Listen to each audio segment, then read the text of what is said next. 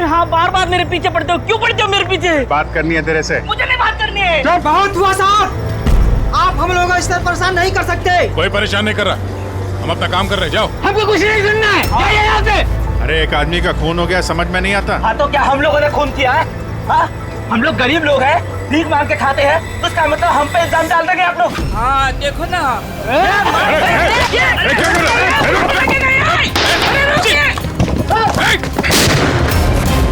अभिजीत, तो ठीक हो? थोड़ा सा ओह नो, पत्थर लग गया है। क्या किया तुम लोगों ने? हाँ? ये देख, इसने पैसे दिए थे तुम्हें?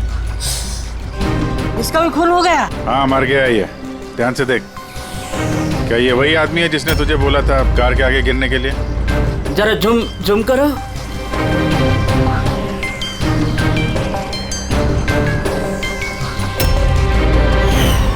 ऐसी घड़ी उसने भी पहनी थी। शायद जिसने पैसे दिए होंगे इस आदमी को, उसी ने सबूत मिटाने के लिए इसे भी मार दिया। हाँ पंकज। हाँ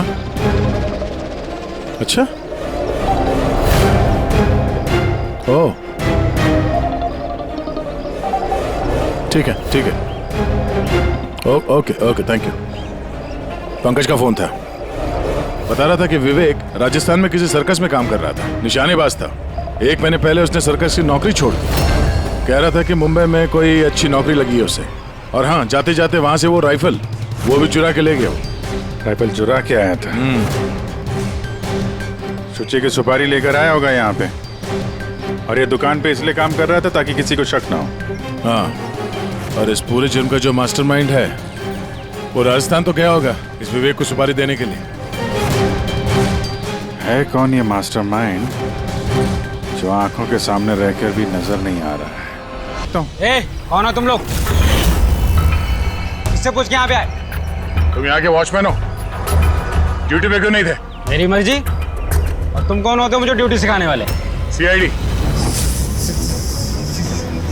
CID?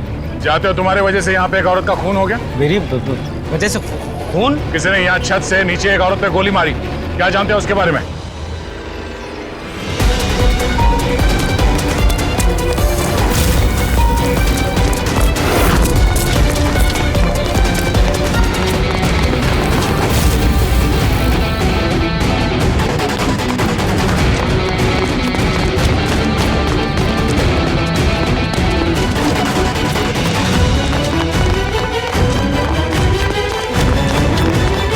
रुक जा।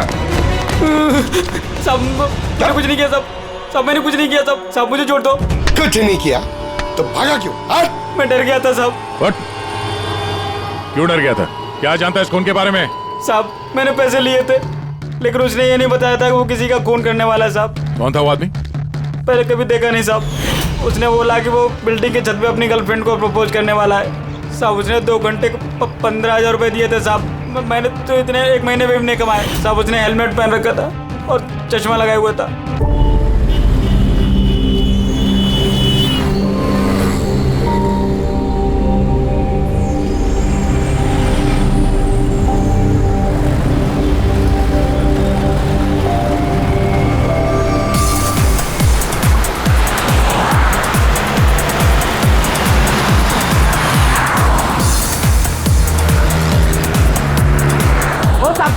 साहब जी ये लो ना। अरे शेट, अरे बहुत डिस्काउंट प्राइस में एकदम आधे दाम पे दे रहा हूँ साहब। नहीं चाहिए। अरे आप देखो तो सही, अरे बहुत अच्छा क्वालिटी। अरे भाई एक बार बोला ना नहीं चाहिए। क्वालिटी देखो, क्वालिटी। ओ मैडम जी देखो ना, मैडम जी लो ना, अच्छी क्वालिटी का है मैडम जी, एकदम अच्छा क्वालिटी का है मैडम जी। अरे क्यों परेशान कर रहे हो? एक बार बोल दिया ना नहीं चाहिए। ओ भाई वो देखो ना, मैडम को कुछ हुआ है? कुछ नहीं हुआ उसे। अरे सो वो रही है वो। गर्दन से खून आ रहा है। क्या? हाँ मैडम के गर्दन से खून आ रहा है साहब। सुची, वो देखो सुची, वो देखो सुची।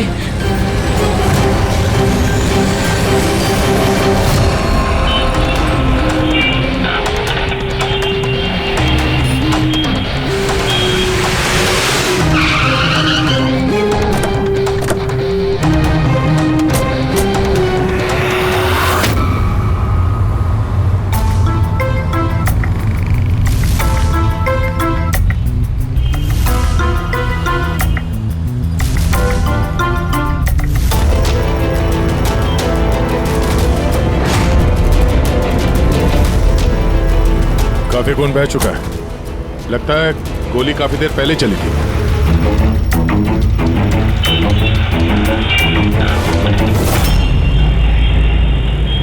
ये सब कैसे हुआ मिस्टर?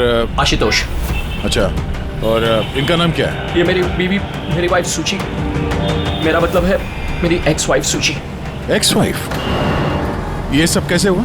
पता नहीं सर, मुझे कुछ पता नहीं चला सर। कुछ मालूम नहीं?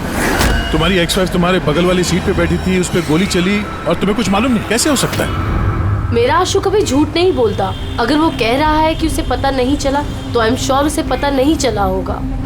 आप जी, मैं मेहिका, इनकी प्रेजेंट वाइफ। मिस्टर आशुतोष, जब सूची को गोली लगी और पिछली सीट का शीशा टूटा तो आवाज तो आई होगी, और आप कह रहे हैं आपको कुछ मालूम नहीं पड़ा? कैसे? दरअसल गाड़ी में म्यूजिक तेज चल रहा था और सूची सो रही थी सर। मुझे कुछ पता नहीं चला। वो बंदा कुछ सामान बेचने आया, उसने जब मुझे बताया तब मुझे पता चला कि सूची। गाड़ी में म्यूजिक चल रहा था और सूची सो रही थी। कमाल है, अक्सर लोगों की नींद जरा से आहट से खुल जाती है और इतने लाउड म्यूजिक में सूची सो रही थी। सर, आपकी बात से पता चल रहा है कि आप मुझ पर शक कर रहे हैं। सर, मैं ऐसा क्यों करूंगा? सूची और मेरा डिवोर्स जरूर हुआ था, लेकिन हम बहुत अच्छे दोस्त थे, हमारे अच्छे ताल्लुकात थे। अब दिनेश से पूछ लीजिए प्लीज। दिनेश? सर, मैं सूची का भाई। आशुतोष सही कह रहे हैं सर, तलाक के बाद भी आशुतोष और सूची में बहुत अच्छे ताल्लुकात थे, कभी कोई मनमुटाव नहीं था। अच्छा, तो आप लोग जा कहाँ रहे थे?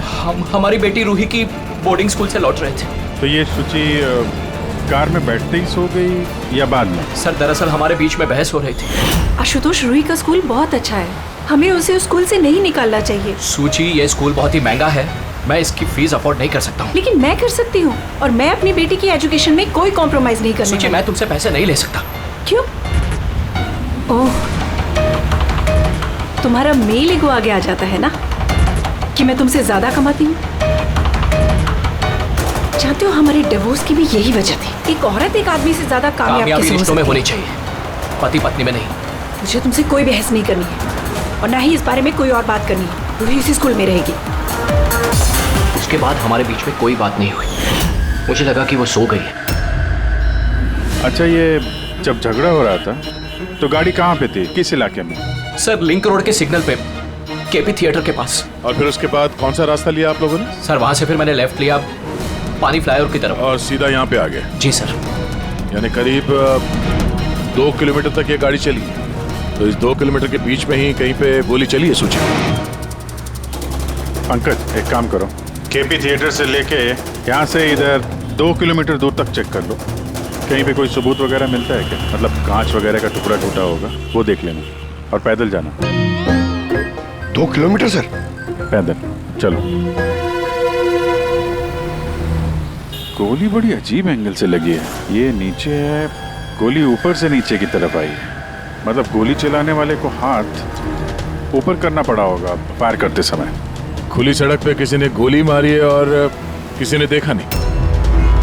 हो सकता है खूनी थोड़ा दूर हो, फिर भी मुश्किल है निशाना लगाना ये चलती गाड़ी पे, और वो भी तब जब खूनी किसी गाड़ी पे हो या बाइक पे।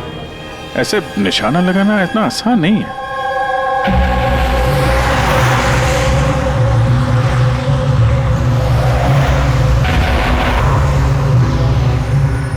रास्ते में कहीं पे गाड़ी रोकी थी तुमने? सिग्नल पे रोकी थी सर, बस, और कहीं नहीं। अगर सिग्नल पे किसी ने गोली चलाई हो या फिर कहीं और से भी गोली चलाई हो तो वो निशाना लगाने के लिए वक्त तो लगेगा। तो किसी ने गोली मारते हुए किसी को देखा कैसे नहीं? हेलो, हाँ सर, ठीक है सर, हम लोग पहुंच रहे हैं। क्या हुआ? एसीपी साहब का फोन था, एक और लाश मिली है कामरे ब्रिज के नीचे।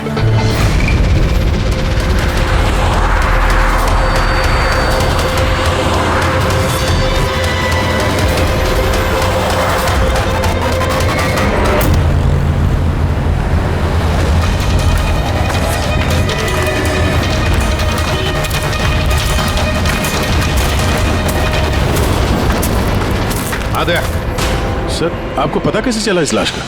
लोकल पुलिस को आसपास के लोगों ने कंप्लेंट दी थी। 2 घंटे पहले लाश मिली है। सिर के पीछे घाव है और पीठ पर भी गोली का निशान। सर एक बात समझ में नहीं आ रही है, इसे किसी ने यहाँ पे मारा या कहीं और मार के यहाँ पे फेंका है? देखते हैं फ्रेडी। सर रोड पर एक लवारिस बाइक भी मिली, मुझे लगता है इसी आदमी की वो बाइक।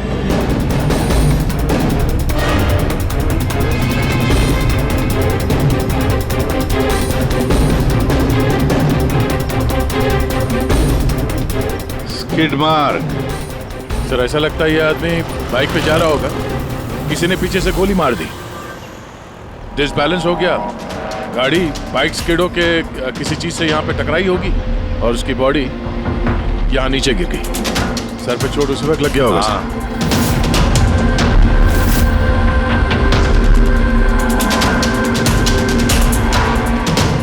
सर समझ में नहीं आ रहा ये आदमी कौन है, इसका कोई आइडेंटिफिकेशन नहीं है। ये मिसिंग पर्सन ब्यूरो में पूछताछ करूं क्या? फ्रेडी, इतनी जल्दी कोई भी मिसिंग पर्सन ब्यूरो में रिपोर्ट दर्ज नहीं करेगा। काम करो, आरटीओ में जाकर इस बाइक का रजिस्ट्रेशन चेक करो, सारे के सारे डिटेल्स मिल जाएंगे, मालिक कौन है वगैरह। दूसरे केस का क्या हुआ, कुछ पता चला? नहीं सर, बड़ा अजीब केस है, समझ में नहीं आ रहा गोली किसने चलाई और कहां से। सर वो पूरा इलाका देख लिया सर, लेकिन कोई सुराग नहीं मिला। ट्रैफिक पुलिस से क्या पता है? सर ट्रैफिक पुलिस वाले, वहाँ के दुकानदार और 2-3 जन और जो खड़े थे उन सबसे पूछा सर, किसी को खून के बारे में कुछ नहीं पता। सर सूची पे गोली चली कहां से? देखते हैं।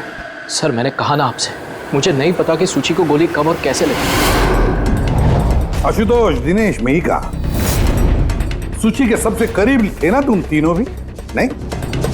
तो फिर अब बताओ, सूची की मौत से तुम तीनों में से किसका फायदा होने वाला था? क्या मतलब? सर हम सूची को क्यों मारना चाहेंगे? तो सर मेरी सगी बहन थी, सगी बहन, मैं अपनी बहन को क्यों मारूंगा सर? करोड़ों रुपयों के लिए। और क्या? करोड़ों रुपयों के लिए। मुझे क्या फायदा हो सकता था? मेरा और सूची का तो ऑलरेडी डिवोर्स हो चुका था। हो सकता है डिवोर्स ही वो वजह हो। डिवोर्स के बाद भी मैं और सूची बहुत अच्छे दोस्त थे, दोस्त की तरह बर्ताव करते थे। ये भी तो हो सकता है ना कि तुम्हारी अपनी पहली बीवी के साथ जो दोस्ती थी वो शायद तुम्हारी दूसरी बीवी को पसंद ना आई हो। सर आप ये कैसी बातें कर रहे हैं? मुझे इनकी दोस्ती से क्या प्रॉब्लम होगी? मुझे इनकी दोस्ती से कोई प्रॉब्लम नहीं थी, मैं बिल्कुल भी इनसिक्योर टाइप की लड़की नहीं हूँ। अगर सूची की हत्या तुम तीनों में से किसी ने नहीं की तो फिर किसने मारा सूची को? किसने मारा? मैं बताता हूँ आपको। सूची एक एनजीओ में काम करती थी, उसने वहां पर शैली नाम की एक अकाउंटेंट का भांडाफोड़ किया था, क्योंकि शैली पैसे को लेकर हेराफेरी कर रही थी। तुम्हें लगता है कि शैली का हाथ हो सकता है सबके पीछे? जी हाँ सर, कई बार शैली ने उसको धमकी भी दी थी। सर मुझे तो लगता है कि ये काम पृथ्वी का हो सकता है। अब ये पृथ्वी कौन है? बड़ा ही बदतमीज किस्म का इंसान है, रोमियो टाइप। सूची ने पुलिस में कंप्लेन भी की थी उसके खिलाफ, कुछ दिन के लिए जेल भी गया था। ठीक है, तुम तीनों जा सकते हो। Thank you sir. Thank you sir.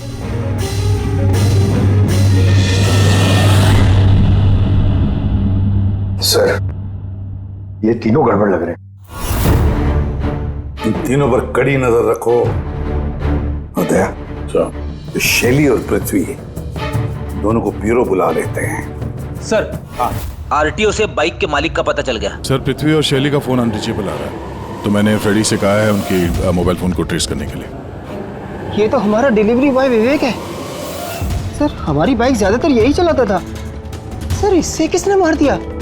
वही पता करने की कोशिश कर रहे हैं। अच्छा, इस विवेक की किसी के साथ कोई दुश्मनी थी क्या? नहीं सर, ये तो बहुत ही सीधा साधा शरीफ लड़का था।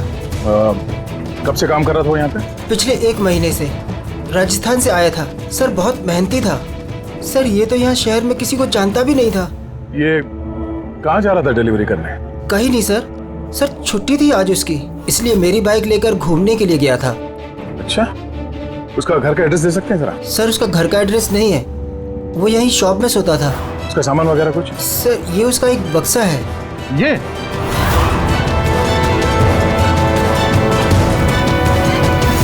सर ये विवेक के बॉक्सेस और सारे सामान चेक किए मैंने, उसमें ये सर्कस के पैम्फलेट्स के अलावा और कुछ नहीं मिला।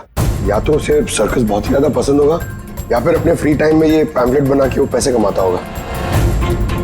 एक ऐसा मर्डर जिसमें सस्पेक्ट ही नहीं है। आखिर सिर्फ विवेक जैसे गरीब आदमी को मार के किसी को क्या फायदा हो सकता है? वही तो फिर ये सूची का दूसरा मर्डर जिसमें कई लोगों पर हमें शक है, उनमें से कोई भी गाड़ी के पास जाकर के गोली चला सकता था सूची पर?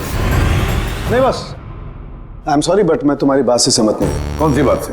यही कि किसी ने इसे पास से गोली मारी। क्या मतलब? सब मतलब ये यार ये तो राइफल की गोली है। हाँ सर, और ये गोली सूची के गले पर यहाँ इस तरह फंसी हुई थी। गोली राइफल से चली है तो काफी दूर से चली होगी। हाँ बिल्कुल, दूर से भी और बस ऊंचाई से भी। हाँ मैं बताता हूँ। ये देखो बस 50 डिग्री एंगल से सूची को गोली लगी है। गोली यहाँ से आई, उसने कार की खिड़की का शीशा तोड़ा और उसकी गर्दन में आकर के लगी। ये गोली जिस एंगल से आई है सर, कितनी दूर से चली होगी गोली सर? लगभग 70 फीट की ऊंचाई से। किसी बिल्डिंग से गोली चलाई है, स्नाइपर तैयार बैठा था बिल्डिंग के ऊपर गोली चलाने के लिए। काम करो, जरा इस एरिया का मैप निकालो। तो गोली गाड़ी के बाई तरफ से आई थी और बाई तरफ तकरीबन बहुत सारे ये बिल्डिंग्स और हाई राइज टावर्स है सर। तो जिस जगह पे उन दोनों का झगड़ा हुआ वहां से लेके सूची की लाश जहां पे मिली उसके बीच में तकरीबन 15 से 20 टावर्स है। इन्हीं में से किसी एक बिल्डिंग से गोली चली होगी।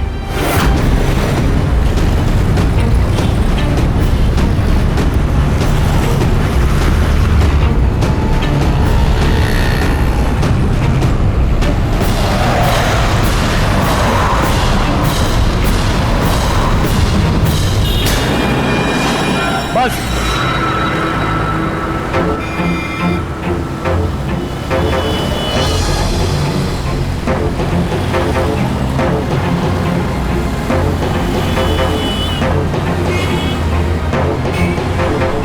ये अभिजीत सर के हाथ में क्या है?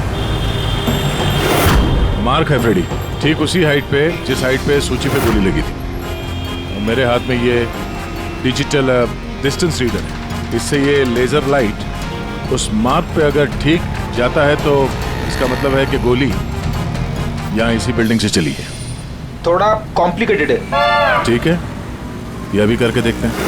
हाँ दया, मैं तैयार हूँ। ओके अभिजीत, थोड़ा राइट में आना, राइट में। हाँ हल्का, थोड़ा लेफ्ट, बस बस बस, थोड़ा पीछे, थोड़ा पीछे। ये देखा, ये लेजर ठीक उस मार्क पे हिट नहीं कर रहा, लग नहीं रहा है वहां पे। गोली ऐसे नहीं चली सर। एग्जैक्टली। अरे ये स्नाइपर के पास ज्यादा वक्त थोड़ी ना होगा निशाना इधर उधर करने के लिए जब उसने सूची पे गोली चलाई। एक काम करते हैं, किसी और बिल्डिंग में देखते हैं। ठीक है, चलो।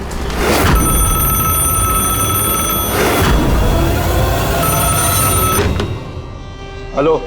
हाँ हेलो, क्या ये फैंटेसी सर्कस जयपुर राजस्थान का ऑफिस है? जी हाँ, बोलिए। देखिए मैं मुंबई सीआईडी से एसीपी प्रद्युमन बोल रहा हूँ। क्या आपके यहाँ कोई विवेक काम करता था? हाँ हाँ, जानता हूँ विवेक को, वो इसी सर्कस में काम करता था। क्या हो गया? क्या काम करता था वो, कुछ बता सकते हैं? देखिए साहब, अगर सारा दिन आपसे फोन पे लगा रहूंगा ना तो मेरा शो कैंसिल हो जाएगा। मैं आपकी बात अपने मालिक को बोलता हूँ, वो आपको कॉल करेंगे, समझे? हेलो।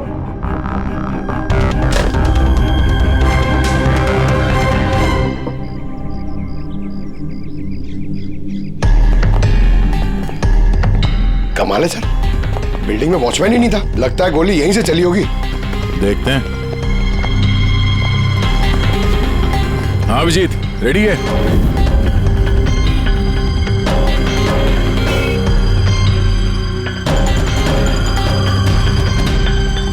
नहीं अभिजीत, यहाँ से निशाना कुछ ठीक से लग नहीं रहा, थोड़ा राइट में आना, राइट में, और थोड़ा।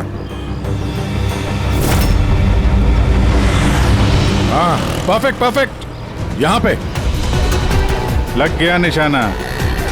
इसका मतलब शुचि यहाँ पे थी जब उसको गोली लगी। पंकज, फ्रेडी, जरा देखो आसपास, उस स्नाइपर ने कोई सुराग छोड़ा है क्या?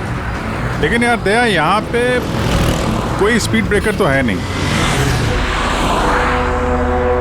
ऐसा कौन सा स्नाइपर था जो वहाँ बिल्डिंग पे बैठ के इतनी तेज चलती हुई गाड़ी पे ऐसा निशाना लगा है जो शुचि की गर्दन पे जाके लगे? हाँ ये बात तो है।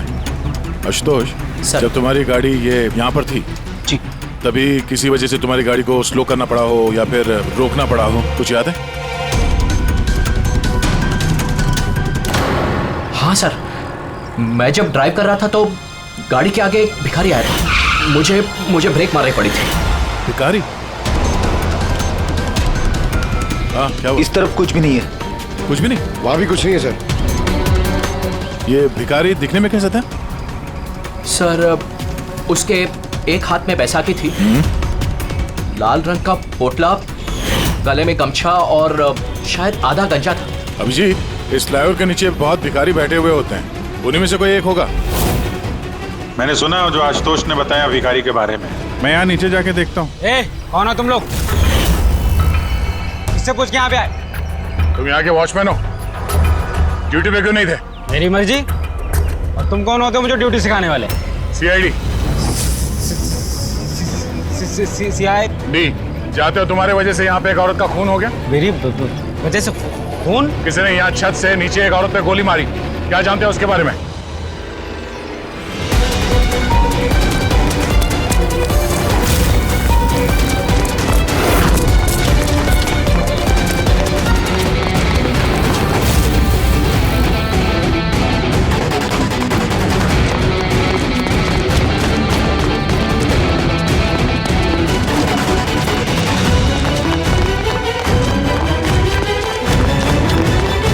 रुक जा। सब मैंने कुछ नहीं किया, सब मैंने कुछ नहीं किया, सब मुझे छोड़ दो। कुछ नहीं किया तो भागा क्यों? मैं डर गया था सब। What? क्यों डर गया था? क्या जानता है इस खून के बारे में? साहब मैंने पैसे लिए थे, लेकिन उसने ये नहीं बताया था कि वो किसी का खून करने वाला है। साहब कौन था वो आदमी?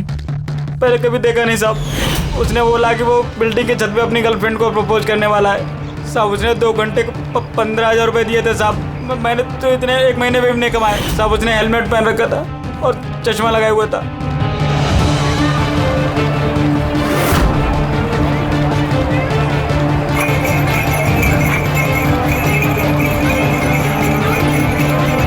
अरे सुनो भाई, ओ भाई साहब, ये एक ऐसे आदमी को देखा है जो लाल गमछा बांधता है, अरे लाल रंग की पोटली रखता है और बैसाखी से चलता है? क्या?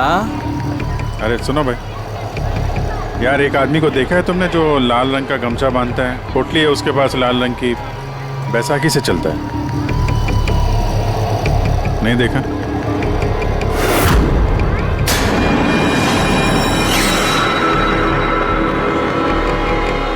अरे सुनना जरा, अरे सुनो भाई, बात करनी है यार। अरे ए, क्या कर रहा है भाई? अरे रुको यार।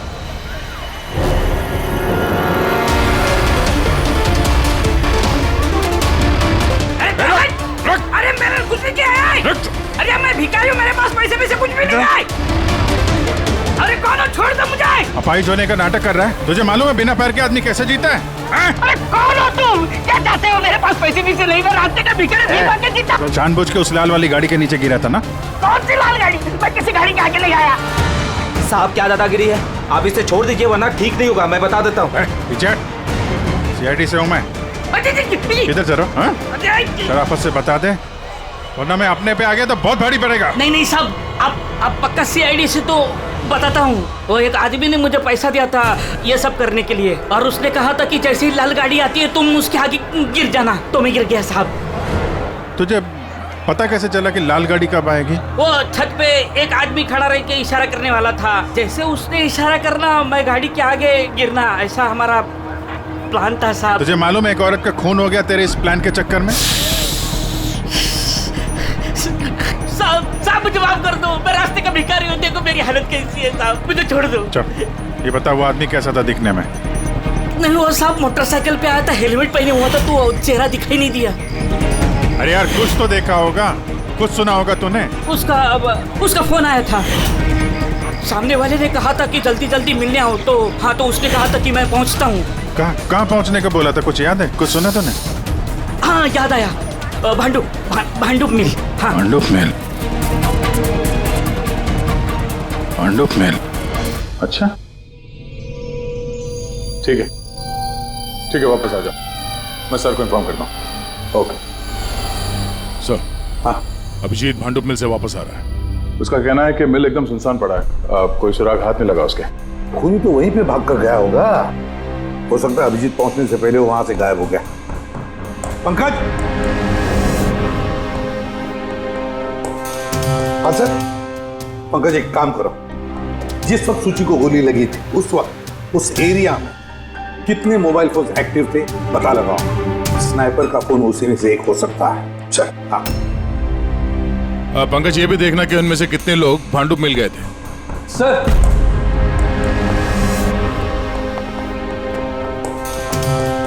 सर ये शैली है, एनजीओ अकाउंटेंट। सूची एक एनजीओ में काम करती थी, उसने वहां पर शैली नाम की एक अकाउंटेंट का भांडाफोड़ किया था। और ये पृथ्वी है जिनके खिलाफ सूची ने रिपोर्ट लिखवाई थी। सूची ने पुलिस में कंप्लेन भी की थी उसके खिलाफ, कुछ दिन के लिए जेल भी गया था। आपने सोच भी कैसे लिया कि सूची के खून में मेरा हाथ हो सकता है? हाँ सर, मैंने भी ऐसा कुछ नहीं किया, मैंने किसी का मर्डर नहीं किया सर। शैली तुम्हारी नौकरी चली गई थी सूची के वजह से, और उसके बाद से तुम्हें अभी तक कोई नौकरी मिली नहीं। उधार के पैसे ले लेके घर का खर्चा चला रही हो तुम। हाँ? और पृथ्वी, एक हफ्ते तक तुम्हें जेल में रहना पड़ा, अपने मोहल्ले में काफी बदनामी हुई तुम्हारी। क्यों? तो क्या हुआ?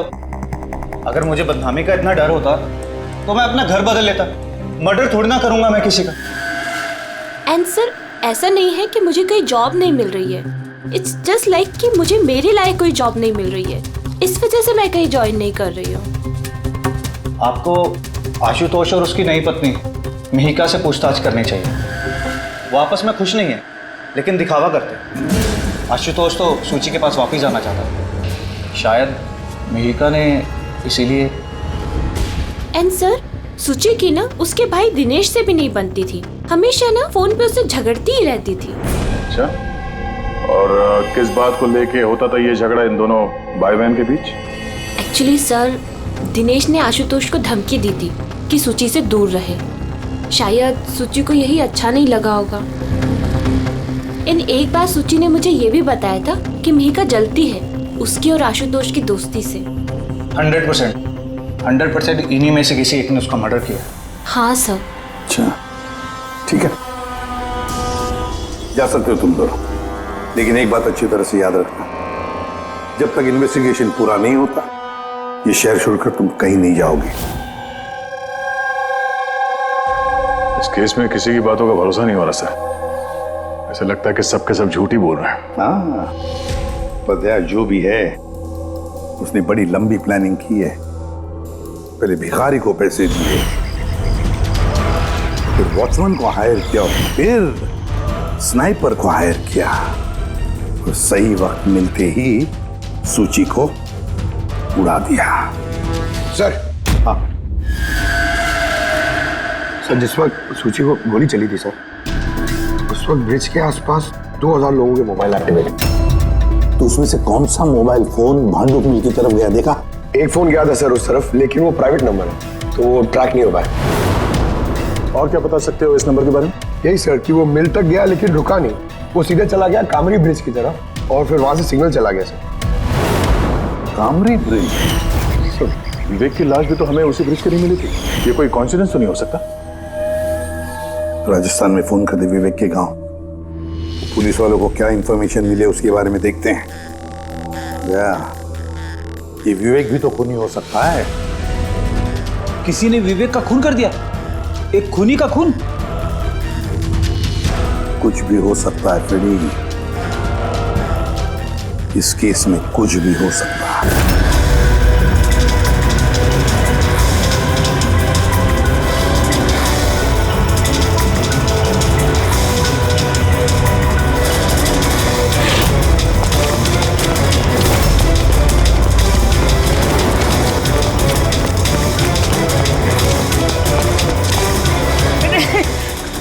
अबे बार बार भागता क्यों है? हैं? अरे हाँ, बार बार मेरे पीछे पड़ते हो, क्यों पड़ते हो मेरे पीछे? बात करनी है तेरे से। मुझे नहीं बात करनी है। चल, बहुत हुआ साहब, आप हम लोगों को इस तरह परेशान नहीं कर सकते। कोई परेशान नहीं कर रहा, हम अपना काम कर रहे हैं, जाओ। हमको कुछ नहीं सुनना है, जाइए यहाँ से। अरे एक आदमी का खून हो गया, समझ में नहीं आता। हाँ तो क्या हम लोगों ने खून किया है? हाँ, हम लोग गरीब लोग हैं, भीख मांग के खाते हैं, तो इसका मतलब हम पे इल्जाम डाल देंगे आप लोग? हाँ देखो ना।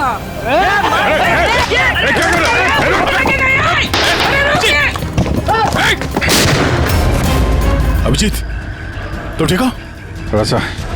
ओह नो, पत्थर लग गया है। क्या किया तुम लोगों ने? हाँ? ये देख, इसने पैसे दिए थे तुम्हें? इसका भी खून हो गया? हाँ, मर गया है ये।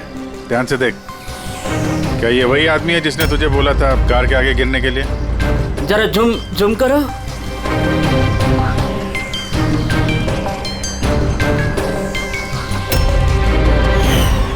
ऐसी घड़ी उसने भी पहनी थी। शायद जिसने पैसे दिए होंगे इस आदमी को, उसी ने सबूत मिटाने के लिए इसे भी मार दिया। हाँ पंकज। हाँ, अच्छा। ओह, ठीक है ठीक है। Okay okay, thank you. Pankaj का फोन था, बता रहा था कि विवेक राजस्थान में किसी सर्कस में काम कर रहा था, निशानेबाज था। 1 महीने पहले उसने सर्कस की नौकरी छोड़ दी। कह रहा था कि मुंबई में कोई अच्छी नौकरी लगी है उसे, और हाँ, जाते जाते वहां से वो राइफल वो भी चुरा के ले गया। राइफल चुरा के आया था? सुची की सुपारी लेकर आया होगा यहाँ पे, और ये दुकान पे इसलिए काम कर रहा था ताकि किसी को शक ना हो। हाँ, और इस पूरे जुर्म का जो मास्टरमाइंड है वो राजस्थान तो गया होगा इस विवेक को सुपारी देने के लिए। है कौन ये मास्टरमाइंड जो आंखों के सामने रहकर भी नजर नहीं आ रहा है?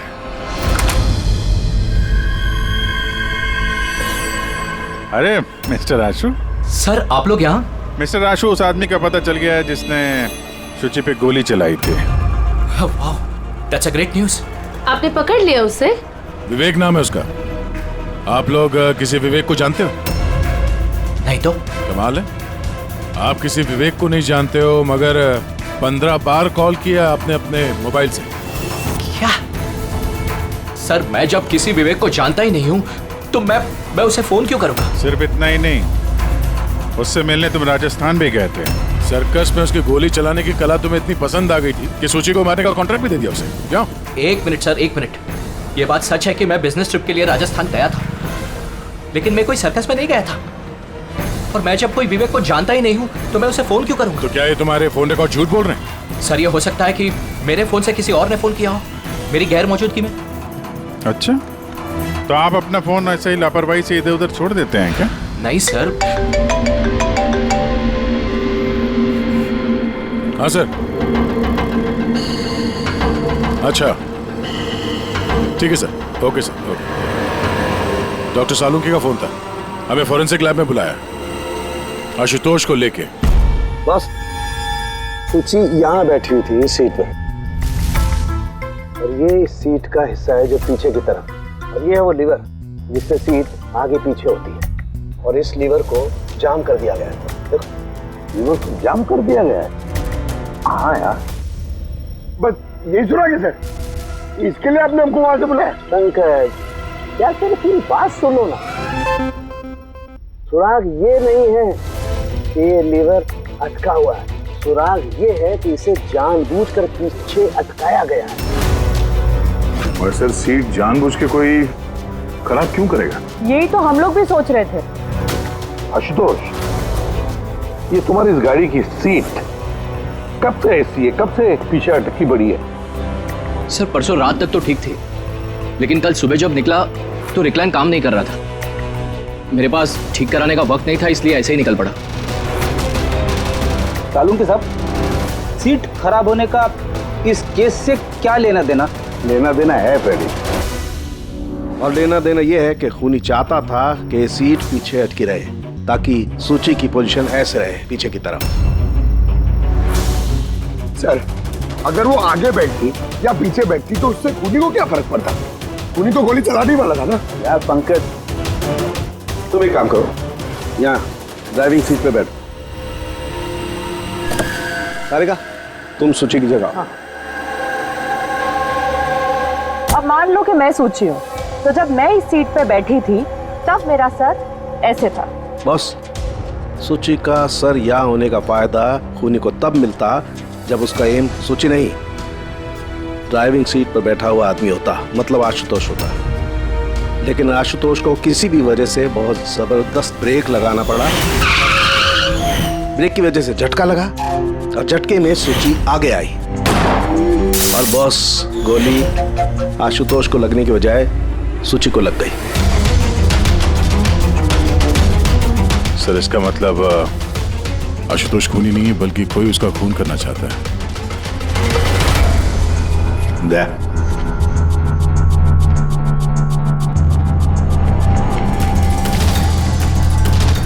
आशुतोष जी सर। सर, एक बात बताओ, तुम्हारा कोई दुश्मन है? कोई ऐसा दुश्मन जो तुम्हारी जान लेना चाहता है? याद करके बताओ, सोचो। नहीं सर, मेरी किसी से कोई दुश्मनी नहीं है। नहीं, कैसे आशुतोष? कोई तो होना चाहिए जिसने उतनी प्लानिंग की है तुम्हारी जान लेने की, सीट को भी जाम कर दिया।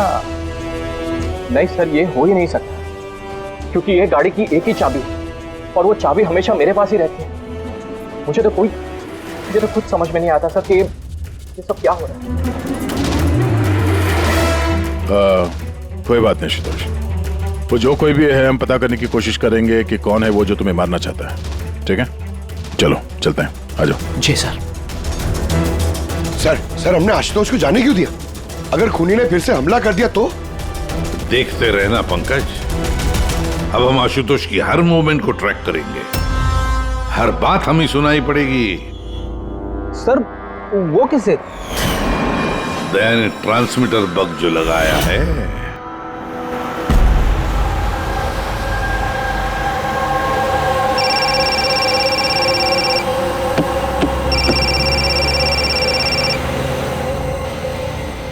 हेलो, हाँ बोलो। अच्छा, तो आ जाओ घर पे। वहां पर वो जगह तो बंद है ना? ठीक है, आता हूं।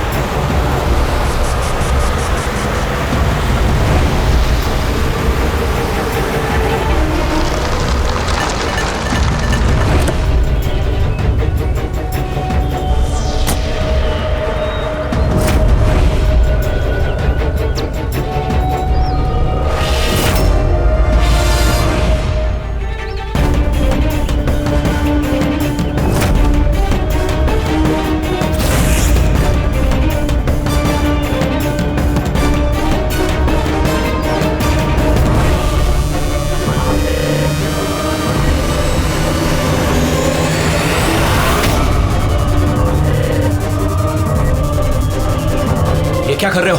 गन? माय गॉड, गोलियों की आवाज है। जल्दी चलो, कहीं और एक खून न हो जाए। सब बस पहुंच ही रहे हैं हम लोग। सर, हाँ, हमारा ये वाला जो सस्पेक्ट है सर, अभी खबर आई कि ये भी राजस्थान गया था आशुतोष का पीछा करते करते। ये तो आशुतोष के बिल्कुल करीब था।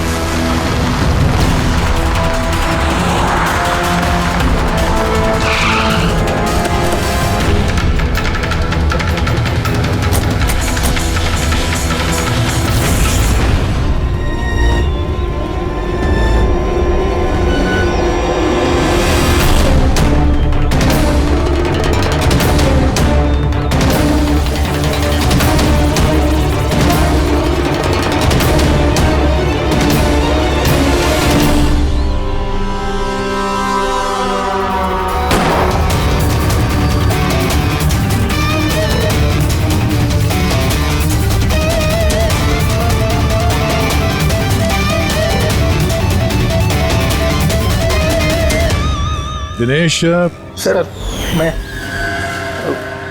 सूची का भाई मर गया सर। मैंने कुछ नहीं किया सर। ये मुझे मारना चाहता था सर। ये मारना चाहता था मुझे। क्यों मारना चाहता था इसमें? सर इसे लग रहा था कि इसकी बहन की बर्बादी का जिम्मेदार मैं हूँ। शादी के बाद सूची डिप्रेशन में चली गई थी और उसने अपने आप को मारने की भी कोशिश की।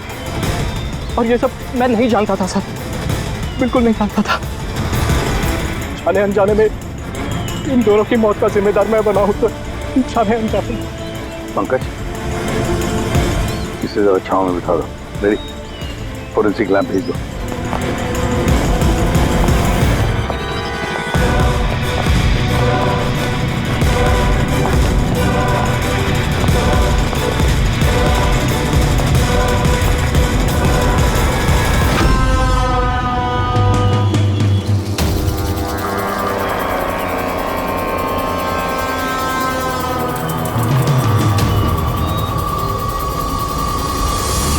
कहानी में नया ट्विस्ट। आशुतोष,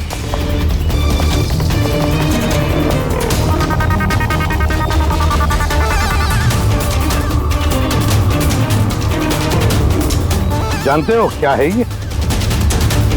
नहीं सर, मुझे नहीं पता। नहीं पता? अभी जान जाओगे। पंकज, तलाशी लो इनकी। मगर क्यों? हाथ ऊपर करिए, पता चल जाएगा आपको। सर मैंने कुछ नहीं किया, मैं बेकसूर हूँ। आप मेरी तलाशी क्यों ले रहे हैं? मेरा यकीन मानिए सर, मेरे पास कुछ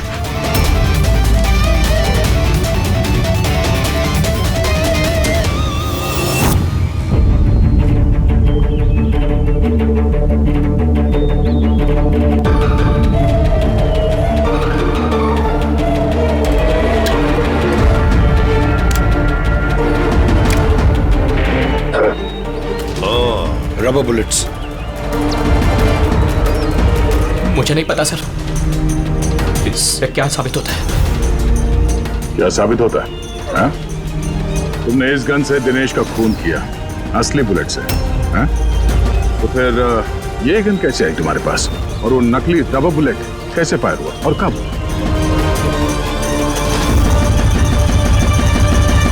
सब प्लान मैंने किया था sir. A to Z plan मेरा था। सूची की मौत, दिनेश की मौत, और वो प्लान भी यही था कि आप लोगों को यही लगे कि सूची की मौत गलती से हुई थी, बल्कि असली टारगेट मैं था। और आप लोगों का शक दिनेश पर जाए। लेकिन सारा प्लान मिट्टी में मिल गया, सब कुछ मिट्टी में मिल गया। क्यों मारा तुमने सूची को? क्या मिला तुम्हें सूची को मारकर? सूची मेरी बेटी रूही को लेकर हमेशा हमेशा के लिए देश छोड़कर जा रही थी सर, और ये बात उसने मुझसे छिपाई थी। आप ही बताइए सर, अपनी इकलौती बेटी को खुद से दूर कैसे करने देता? और इसलिए तुमने विवेक को, उस शार्प शूटर को पैसे दिए अपनी बीवी सूची की जान लेने के लिए, और जैसे उसने काम खत्म कर दिया तुमने उसे भी मार डाला। तुमने दिनेश को ऐसा क्या कहा कि वो तुम्हें मारने के लिए यहाँ पर आ गया? मैंने मिहिका को दिनेश के पास भेजा था। क्या? हाँ दिनेश, मुझे अभी पता चला कि आशुतोष ही तुम्हारी बहन की मौत का जिम्मेदार है और वो तुम्हें भी मारना चाहता है। नहीं, मैं उसे छोड़ूंगा। दिनेश, पागल हो गए हो क्या? खून करोगे तो? उसने मेरी बहन को मारा, मेरी सगी बहन को। एक पत्नी को मेरी बहन को मारते हुए उसे कुछ नहीं लगा। नहीं, कुछ भी हो जाए मैं उसे छोड़ नहीं सकता। मैं उसे नहीं छोड़ सकता। मेरी बात तो सुनो। और मौका मिलते ही उसकी गन बदल दी। जो गोलियां दिनेश तुम पर चला रहा था वो नकली थी? हाँ, लड़ाई के दौरान मैंने गन बदल दी थी ताकि आप लोगों को लगे कि आत्मरक्षा के लिए मैंने दिनेश को मारा है और आप लोगों के सामने मैं बेगुनाह दिखूं। क्या छोड़ा तुमने अपनी बच्ची के लिए? ना मां ना बाप। उसी बच्ची को पाने के लिए तुमने उसी की मां को मार डाला, और फिर इस जुर्म में तुम भी जिंदगी भर जेल की सलाखों के पीछे सड़ते रहोगे। बताओ आशुतोष, क्या मिला तुम्हें अपनी बच्चे को इस तरह से अनाथ करके? क्या मिला?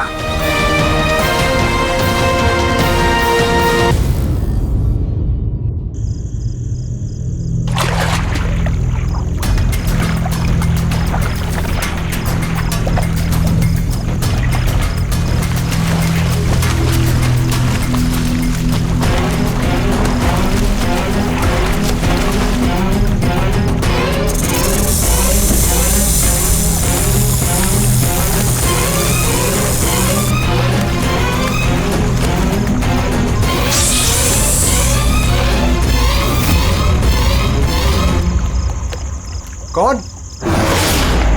मैं कहता हूं कौन है?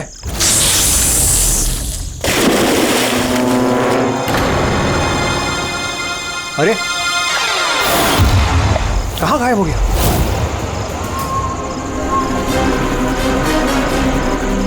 हीरा, अरे हीरा देखो ये लाइट कैसे चली गई।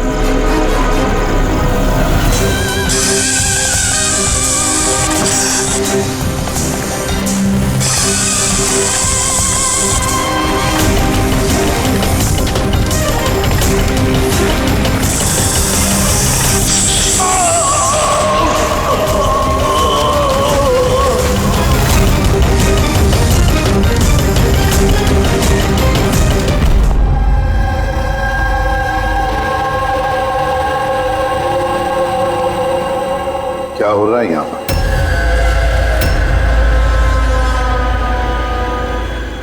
ये कैसा सवाल है?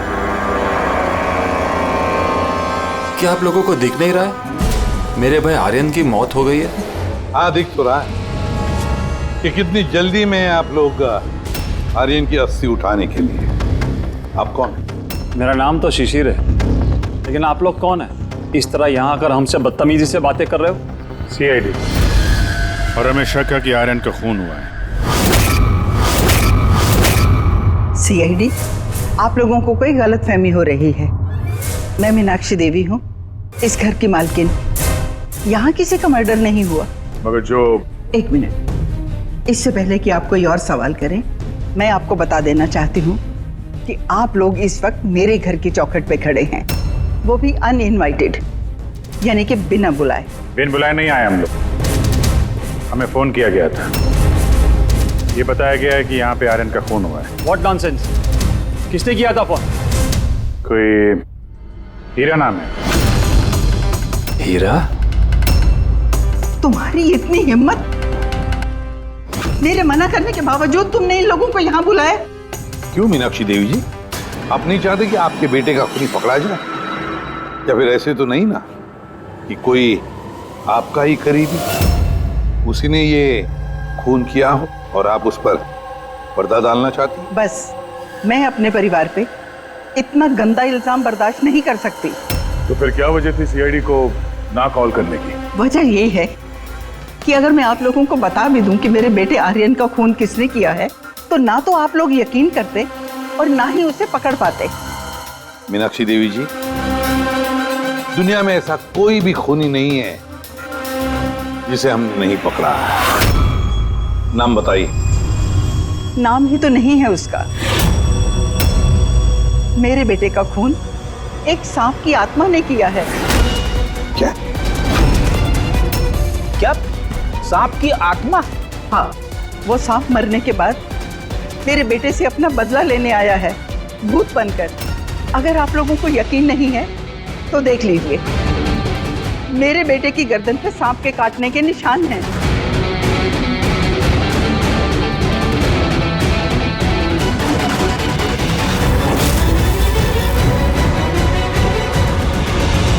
देखिए मैडम। मीनाक्षी देवी। ठीक है मीनाक्षी देवी जी, सीआईडी गवाह, सबूत और सुरागों पर यकीन करती है, भूत प्रेत की कहानियों पर नहीं। सर, दरअसल हमें यहाँ पे स्विमिंग पूल की खुदाई के वक्त सांप का घर मिला था। आर्यन ने उसके ऊपर मिट्टी का तेल डाल के जला दिया।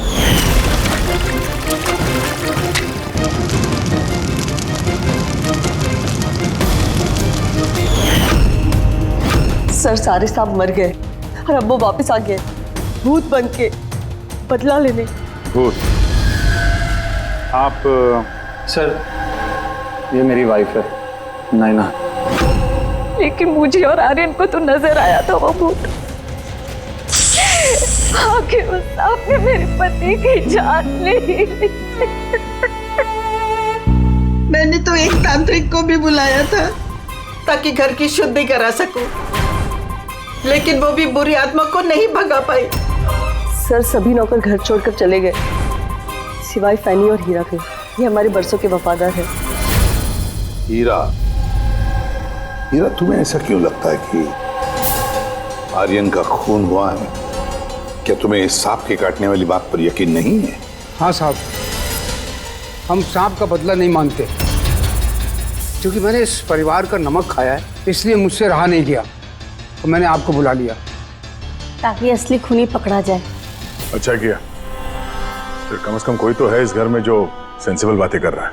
क्या खाक अच्छी बातें कर रहे हैं? अगर आपको हमारी बातें इनसेंसिबल लग रही हैं और इन नौकरों की बातें सेंसिबल लग रही हैं, तो फिर बताइए आर्यन के गर्दन पे ये सांप के काटने का निशान कहाँ से आया? इसी बात की तहकीकात करना चाहते हैं हम मीनाक्षी देवी जी। और आप सब लोग ध्यान से सुनिए, जब तक हमारी तहकीकात पूरी नहीं होती, हमारा तुम सब पर शक है। हम वो जगह देखना चाहते हैं जहां पर आर्यन को सांप ने काटा था। सर, उसको रात को अकेले में स्विमिंग करना बहुत अच्छा लगता था। आर्यन यहाँ स्विमिंग करने के लिए आया था रात में, और उसकी मौत के बारे में आप लोगों को पता चला सुबह। आप लोग होश में नहीं थे क्या? हम लोग सब हॉस्पिटल की ओपनिंग के लिए दिल्ली गए हुए थे, आज सुबह ही लौटे। एक मीटिंग के कारण वो हमारे साथ आ नहीं पाया। अच्छा, तो मतलब आर्यन घर में अकेला था, हीरा और फैनी भी घर में थी ना? हाँ साहब, आर्यन जी ने मुझे 10 बजे छुट्टी दे दी थी। मैं बंगले के पीछे अपने रूम में सोने चला गया था। बंगले के उस तरफ? जी। मतलब अगर आर्यन ने यहाँ से मदद के लिए आवाज दी होगी या चिल्लाया भी होगा तो सर किसी ने सुना नहीं होगा। अरे हीरा, देखो ये लाइट कैसे चली गई। वैसे हीरा, आर्यन को सुबह कितने बजे देखा तुमने? सुबह 6 बजे, जब मैं उनको चाय देने गया था।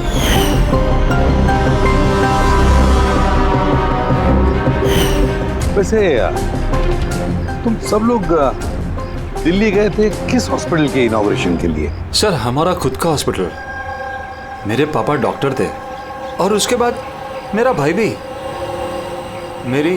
मेरी वाइफ भी डॉक्टर है। सर, मेरा बेटा सचिन और आर्यन की बेटी विनीता दोनों साथ में मेडिकल की पढ़ाई कर रहे हैं बॉस्टन में। अमेजिंग। ये अजीब बात है, घर में पूरा परिवार डॉक्टर है, फिर भी इतना अंधविश्वास। सर। हाँ अभिजीत। अच्छा, यहाँ पे तो सांप के दिन है। हाँ, इसमें सांप हो सकता है, क्योंकि अक्सर सांप चींटियों के या फिर कीड़ों के घरों में अपना घर बना देते हैं। कहीं ऐसा तो नहीं कि आर्यन को सांप ने ही डसा हो और ये सांप की आत्मा वाली बात ये लोग फैला रहे हैं? बिल्कुल हो सकता है अभिजीत। सर, आर्यन को सांप ने पूल में काटा था, तो हो सकता है कि सांप की खाल, सलाइवा या सांप का जहर स्विमिंग पूल के पानी में उसके ट्रेसेस हों। काम करते हैं, स्विमिंग पूल का पानी का सैंपल ले लेते हैं फॉरेंसिक लैब के लिए।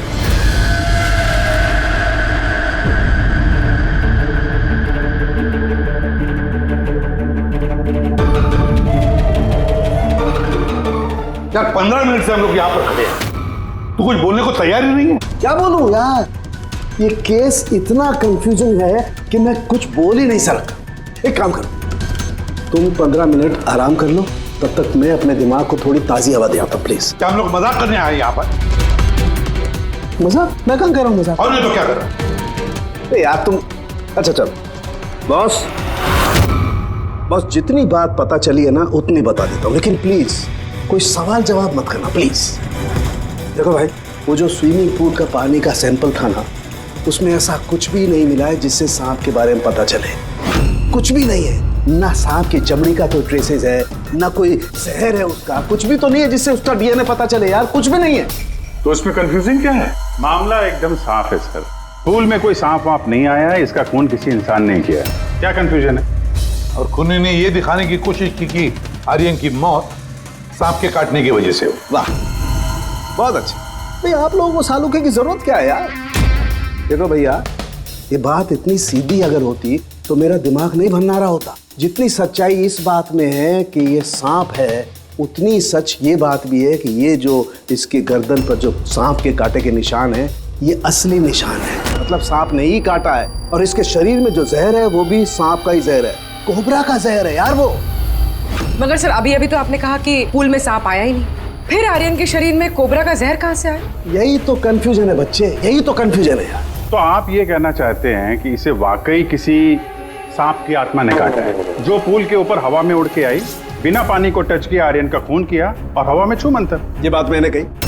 मैंने कही क्या बात? ये तुमने सोची है यार, ये तुम्हारे शब्द है यार। यार तो इतना टेढ़ा क्यों हो रहा है? टेढ़ा नहीं हो रहा हूँ यार, मेरे दिमाग में कंफ्यूजन है। अरे डॉक्टर साहब, तो आप बताइए कहना क्या चाह रहे हैं? कि दया मैं क्या कहना चाह रहा हूँ मुझे खुद को समझ में नहीं आ रहा है, इसीलिए कहा था कोई सवाल जवाब मत करना, जो बता रहा हूँ वो सुन लेना बस। यार सालूके एक बात बता, तुझे ऐसे नहीं लग रहा है कि तेरे से कुछ छूट रहा है तेरे फोरेंसिक इन्वेस्टिगेशन में? कोई मिसिंग लिंक है जो तू ढूंढ नहीं पा रहा है? नहीं तो दो रिजल्ट कैसे आ सकते हैं? हाँ यार यही तो कंफ्यूजन है, दो रिजल्ट्स क्यों आएंगे? लेकिन आए बॉस, सांप का जो असली जहर है उसे और इसके शरीर में जो जहर है उसको, दोनों को मैंने कंपेयर किया। बड़ी आश्चर्यजनक बात पता चली। आओ दिखाता हूँ। ये देखो, ये आर्यन के शरीर में जो जहर है ये बताता है कि ये पहले ऑक्सीजन के कांटेक्ट में आया है। जबकि ऐसा होना तो नहीं चाहिए। एग्जैक्टली। क्योंकि सांप का जहर सीधे इंसान के बॉडी के अंदर जाता है, ऑक्सीजन के कांटेक्ट में तो नहीं आता। हाँ, है क्या ये चक्कर? आर्यन की मौत ना किसी सांप के काटने की वजह से हुई, ना किसी इंसान ने उसे मारा है। तो फिर आर्यन मरा कैसे?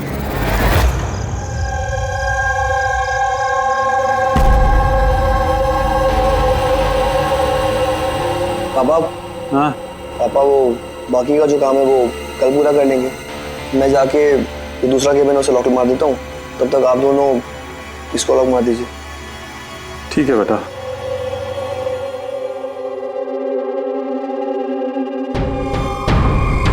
सर ये एक्सरे?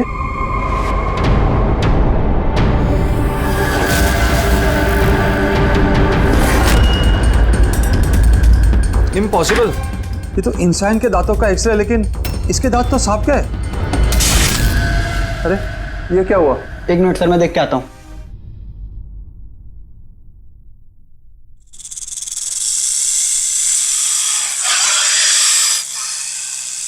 अरे ये आवाज कैसी है?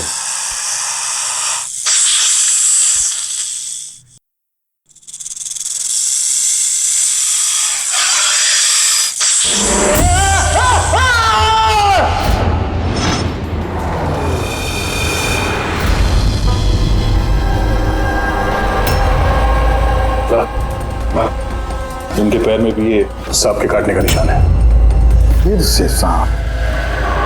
क्या कहा सर आपने? सांप? हाँ सांप। क्यों, क्या हुआ? सर लाइट जाने से पहले शिशिर सर और मैं ये एक्सरे देख रहे थे।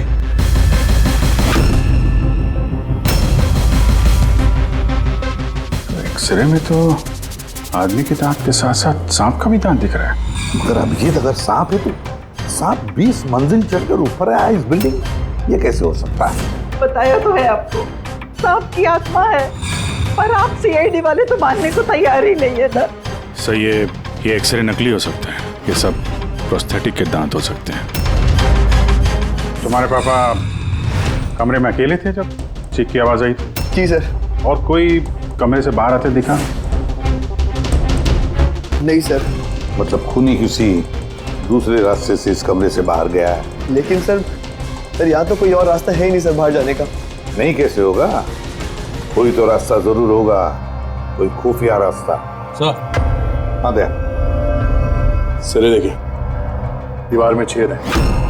खूनी तो नहीं, पर सांप इस छेद से आसानी से आ जा सकता है इस कमरे में। मतलब ये छेद कहीं तो जाता होगा ना? क्या है इस कमरे के बगल में? सर इस कमरे के बराबर में सर एक और कमरा है। पंकज, जरा वो स्प्रे लेकर आओ जो सालूके ने बनाया स्नेक स्लाइम के लिए, जिससे वो कलर बदल देता है अगर स्नेक है तो।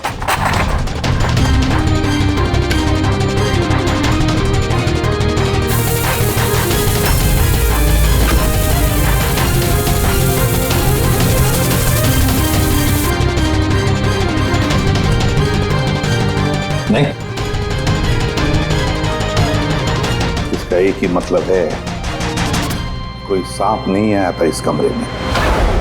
सर, बगल वाला कमरा चेक किया, वहां पे तो कोई छेद है नहीं। ये छेद कहीं नहीं जा रहा है, सिर्फ इस दीवार में ही खत्म हो रहा है। सर, ये राहुल और सचिन ने भी कहा कि बाहर किसी आदमी को जाते हुए नहीं देखा। फिर ये खून किया किसने? डेफिनेटली सांप ने तो नहीं किया। अभिजीत, माना कि तुम एक बहुत ही सिंसियर ऑफिसर हो, थैंक यू थैंक यू। बहुत देर में पता चला आपको। लेकिन इस बार तुम्हारा अंदाजा गलत निकला। कचरा कर दिया यार। क्या क्या क्या गलत है अंदाजा है? क्या गलत है? वो ये कि शिशिर की मौत भी सांप के वजह से हुई है। हमें उसके शरीर में से जहर मिला है सांप का। ये कैसे हो सकता है? और क्राइम सीन पे तो कोई सांप नहीं था। हाँ, ना सांप ना आदमी। शिशिर कमरे में अकेला था। गवाहों ने बताया जब चीखने की आवाज आई उसके बाद से कमरे से कोई बाहर निकला नहीं था। सर, इस केस की गुत्थी तो उलझती जा रही है। ना सांप ने किया है, ना इंसान ने किया है, फिर ये खून पे खून कौन किया जा रहा है? एक्सरे। इसका जवाब वो एक्सरे देगा जो हमें क्राइम सीन पे मिला था। बिल्कुल सही कहा तुमने दोस्त। और इस एक्सरे ने जवाब दे दिया है भाई साहब। और जवाब ये है कि ये एक्सरे नकली नहीं है, असली है।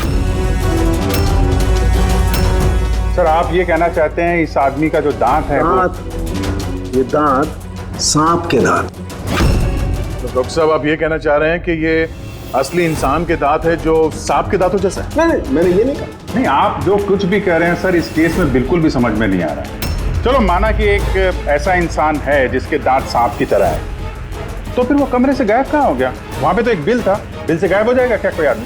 अरे यार, तुम मन में आ रही जो बोल रहे हो। मैंने ये कहा जो तुम बोल रहे हो। तो आप कहना क्या चाह रहे हैं? कुछ तो बताइए जिससे हम इस केस में आगे बढ़ सके। देखो दोस्त, मैं सिर्फ सच्चाई बता सकता हूँ। और सच्चाई ये है भाई कि ये जो एक्सरे में दांत हैं, ये तो भाई सांप के ही दांत हैं।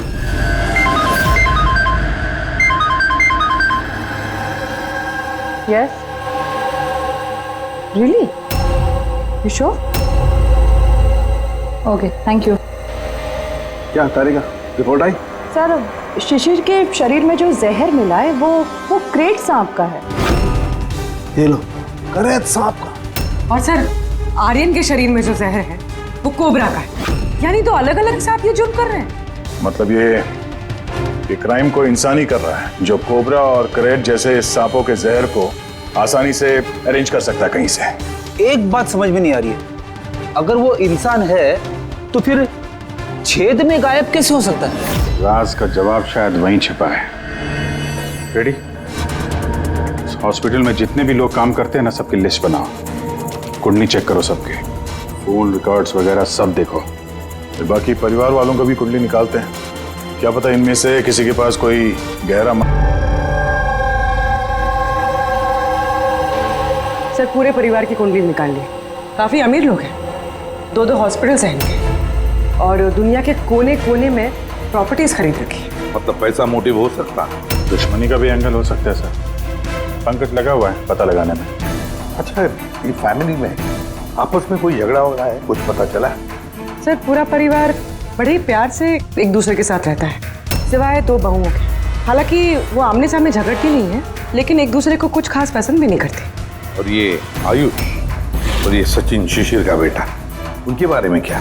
सर, आयुष का अमेरिका में हॉस्पिटल खोलने का बहुत बड़ा प्लान था, और उसके दोनों भाई शिशिर और आर्यन उसके साथ इस प्रोजेक्ट पे काम कर रहे थे। और सचिन को तो वैसे भी पापा की वसीयत मिलने ही वाली थी। जब खून हुआ तब इनकी जो एलिबाई है उसके बारे में क्या है, कितना सच है?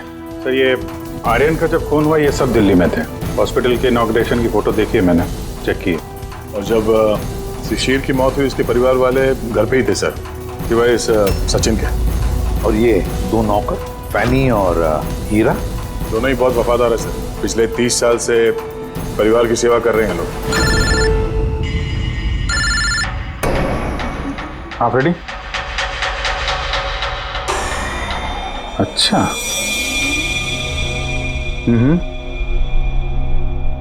Okay okay, thank you sir. एक सांपों की विशेषज्ञ है मायरा, हर्पेटोलॉजिस्ट मायरा। हॉस्पिटल से 5 बार फोन किया गया इनको। कहीं ऐसा तो नहीं कि फैमिली में से ही किसी ने फोन किया हो, मायरा को सांप का जहर बनवाने की ऑर्डर दी? हो सकता है सर। सर। हाँ पंकज सर, इस फैमिली का सबसे बड़ा दुश्मन मिल गया सर। कौन है वो? बेंटो। ये शिशिर और आर्यन की मौत से पहले उन दोनों का बहुत बड़ा झगड़ा हुआ था उससे।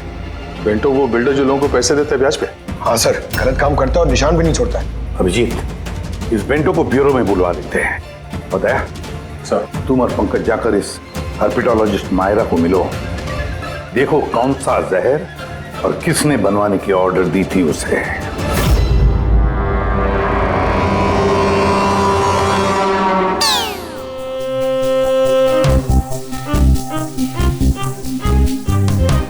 सर मैं जरा चलता हूँ, आप यहाँ संभाल लेंगे, मैं चलता हूँ सर। एक मिनट बैठो।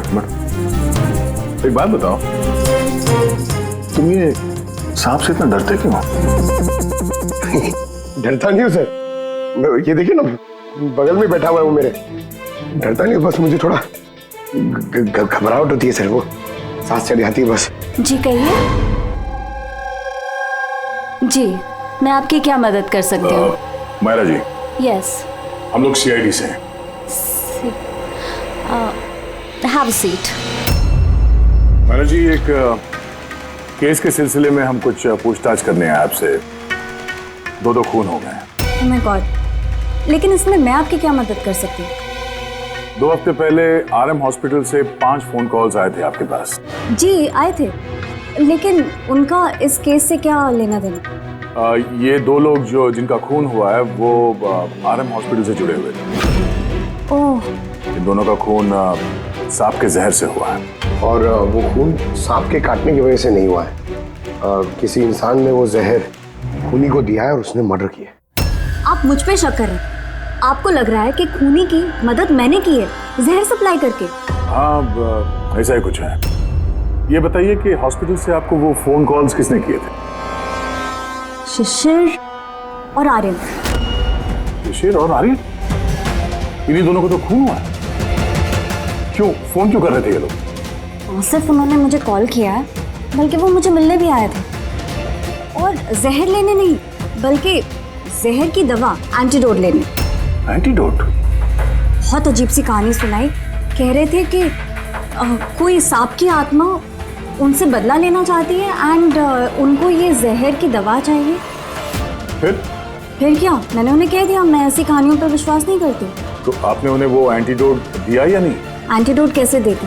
उन्हें कोई ऐसा एंटीडोट चाहिए था जो हर एक सांप के जहर के खिलाफ काम कर सके। ऐसा कोई एंटीडोट होता ही नहीं है। अलग अलग जहर के लिए अलग अलग एंटीडोट होता है। तो दोनों यहाँ से खाली हाथ वापस गए? जी, एंड आई एम सॉरी, आपको भी खाली हाथ जाना होगा, बिकॉज मेरा इस केस से कोई लेना देना नहीं। Myra ji, just for my general knowledge, अगर किसी को सांप काट लेता है तो उसे क्या करना चाहिए? अगर किसी को सांप काट ले तो सबसे पहले चीज पैनिक बिल्कुल ना करें। डॉक्टर को बुलाएं, लेकिन डॉक्टर का वेट करते हुए जिस पार्ट पे आपको काटा गया है उसे कंप्रेस कर लें, किसी चीज से बांध लें, ताकि जो जहरीला खून है वो आपके हार्ट तक ना पहुंच सके। Okay, thank you very much. चले सर? चलो, तब तक देखते हैं एसीपी साहब को बेंटो से क्या पता चला। हाँ, ये बात सही है कि मेरी शिशिर और आर्यन के साथ बहस हुई थी, लेकिन आपका ये इल्जाम सरासर गलत है कि मैंने उनका खून किया। तो फिर किसने किया खून? मुझे क्या पता बॉस। रही बात उनको मारने की, यदि मुझे उनको मारना होता तो सर मैं ये सांप बिच्छू वाला गेम नहीं खेलता, मैं सीधा अपना घोड़ा लेता और उनको। लेकिन सर आप जानते हैं कि मैं कानून की कितनी इज्जत करता हूँ। हाँ मालूम है कानून की कितनी इज्जत करते हो तुम। ये बताओ, आर्यन और शिशिर से किस बात पे झगड़ा हुआ था तुम्हारा? सर मैंने उनकी गोवा वाली जमीन खरीदी थी और उस प्रॉपर्टी के पेपर्स पर उन्होंने साइन भी किए थे।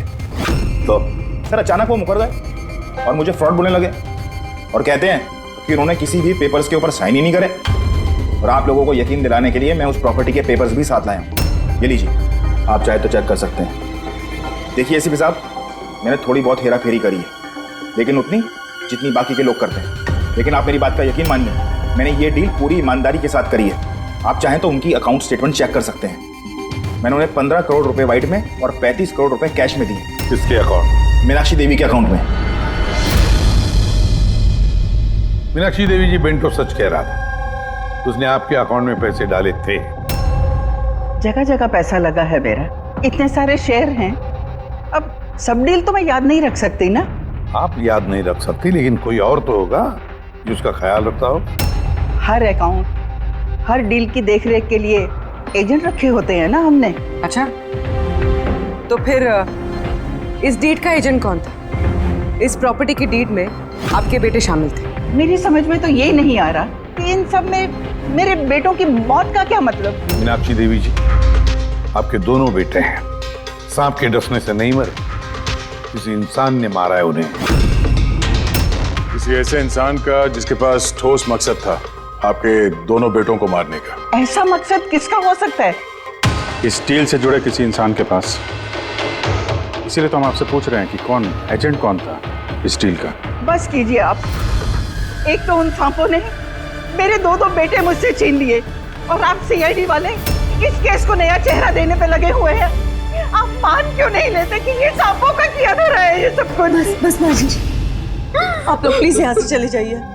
देखिए, हमारे लिए हमारे परिवार से बढ़कर कुछ भी नहीं, ना पैसा ना दौलत। अरे आप मेरी माँ की हालत देख रहे हैं, ना सो पा रही है ना खा पा रही है। दिन रात में भगवान से यही दुआ करते रहती है कि इन्हें भी इनके बेटों के पास बुला ले। आयुष,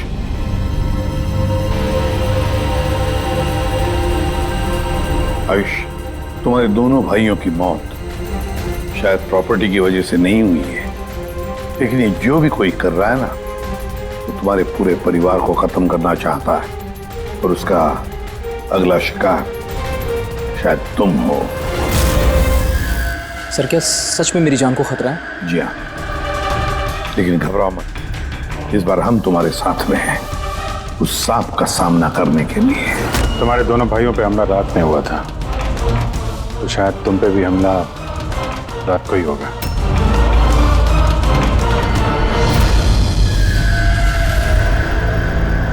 सर, पूरी तैयारी हो गई है, बेड के आसपास रेत डाल दी है।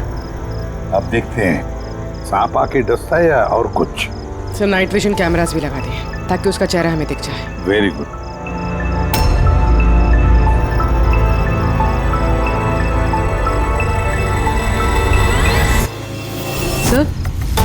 सर, ये देखिए, कुछ रेंग रहा है।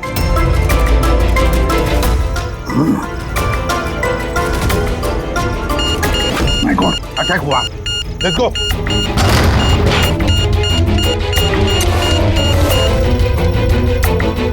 सर, यहाँ पर तो कोई भी नहीं।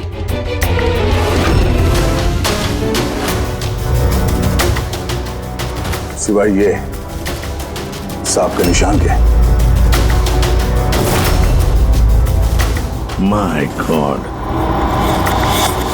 देखो यार, मैं जानता हूं आप लोग क्या कहना चाहते हो, लेकिन प्लीज पहले मेरी बात सुनो। बस इस बार भी सांप नहीं था। और सर, जो रेत आप लोगों ने वहां डाली थी उसमें से भी सांप से रिलेटेड कुछ भी नहीं मिला है। और फुटेज क्लियर नहीं है, तो कैसे मान लिया जाए कि सांप है? हम अगर उस पुतले पे जो जहर मिला है वो कोबरा का है, और कांटा भी उसने सांप की तरह ही है। कांटा सांप की तरह है, जहर कोबरे का, दांत का निशान सांप का। ये सांप ने तो आखिर है क्या? नहीं सालुंकी, नहीं। अब ये मत कह रहे कि तुझे कुछ पता नहीं। यार, तीसरा खून होते होते बच गया है, तो फोरेंसिक डिपार्टमेंट से कुछ तो मदद चाहिए हमें। हम जवाब नहीं दे रहे, हम क्या काम नहीं कर रहे? सर, ऐसी बात नहीं है, हम भी तो अपनी तरफ से पूरी कोशिश कर रहे हैं ना, जो भी हमसे बन पा रहा है। क्या देखो, हमें इतना मालूम है कि ये खूनी जो भी है उसने 3 भाइयों में से 2 भाइयों का खून किया है, और तीसरे भाई पर वो फिर से कल कोशिश करेगा, कल रात को। और अब ये खूनी सांप है, इंसान है, जो भी है, जल्द से जल्द इसका खेल खत्म करना पड़ेगा। हाँ पंकज, ओके, ठीक है। सर, पंकज का फोन था, उसे उस एजेंट का एड्रेस मिल गया है जो इस फैमिली की प्रॉपर्टीज की डील करवाता है। मदन नाम है उसका, और ये बिल्डर वाली डील भी उसी ने करवाई थी। मदन ने पहले भी डील में हेराफेरी की, और शायद इस शिशिर और आर्यन को इसके फ्रॉड के बारे में पता चल गया होगा। इसके पहले कि इसका पूरा भांडा फूटता, दोनों को रास्ते से हटा दिया। मदन,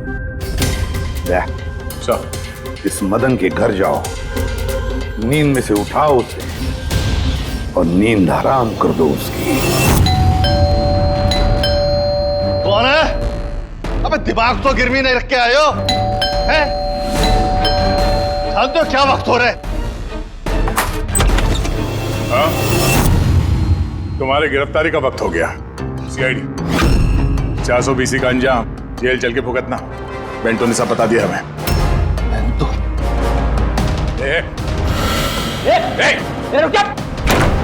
मदन, दरवाजा खोलो। यहाँ पे छुपने का कोई फायदा नहीं। अरे चले जाओ यहाँ से, मैंने कुछ नहीं किया। शिशिर और आर्यन का खून किया तुमने। दरवाजा खोल। अरे मैंने किसी का खून नहीं किया। लाइट्स ऑफ क्यों? ये चीखा क्यों? कहीं आत्महत्या तो नहीं कर रहा है? हटो। अरे क्या हुआ? नो। साहब है यहाँ, इसी कमरे में।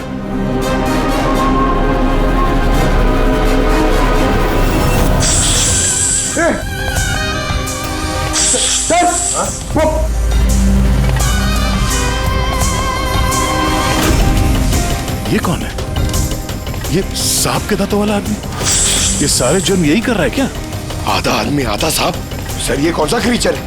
नहीं पंकज, ये आदमी ही है। बाहर जाओ जल्दी, पकड़ो इसे।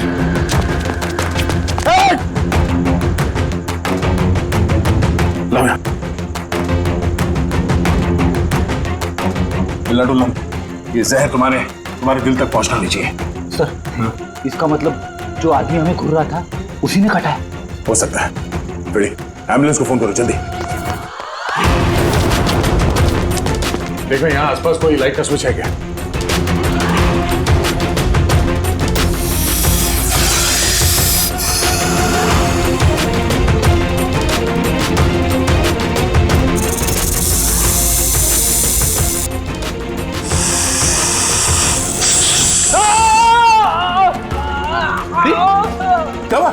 सर लगता है सांप ने काट लिया।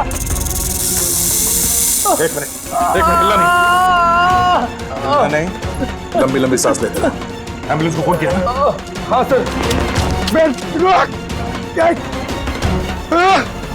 ये क्या है?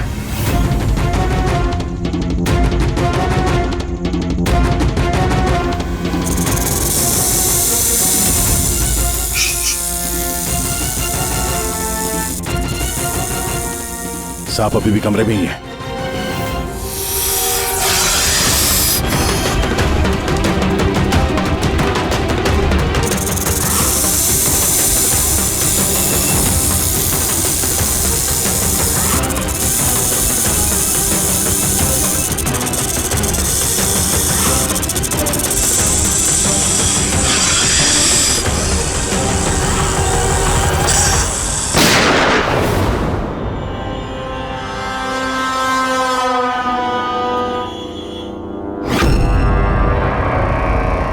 मेटल के टुकड़े?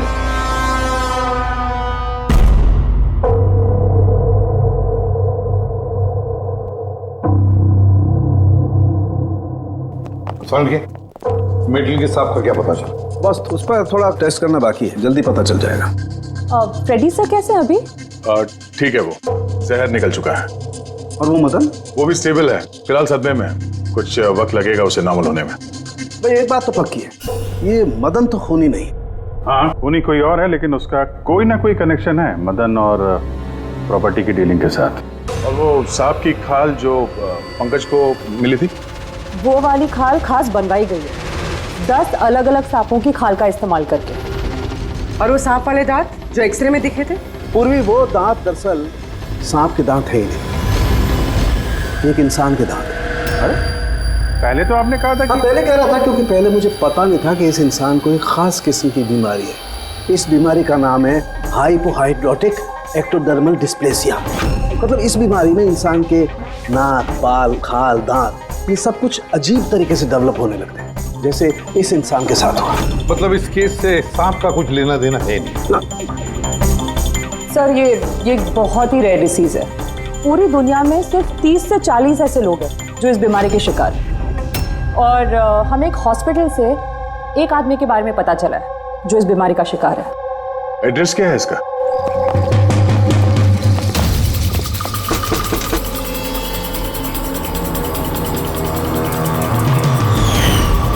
यही है सर। कल रात को मदन के घर के बाहर क्या कर रहा था? कल रात तो मैं यही था। और मदन कौन है?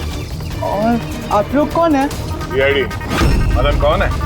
एक ऐसा हाथ पड़ेगा ना, सब याद आ जाएगा मदन कौन है। एक मिनट। कल रात आपने शायद अमित को देखा होगा। ये अमित है, ये कई दिनों से लापता है। कल शायद आपने इसी को ही देखा होगा। कब से गायब है? पिछले 2 हफ्तों से। मैं पुलिस में कंप्लेंट भी लिखवाई है। हमारी बीमारी के कारण हमें नौकरी भी नहीं मिलती है। लोग हमें देखकर भाग जाते हैं, इसीलिए हमारा गुजारा भी नहीं हो पाता है। 2 हफ्तों पहले अमित खुशी खुशी आया था, कहने लगा कि हमारी बीमारी का इलाज मिल गया है। बस सर, उसी दिन से अमित लापता है।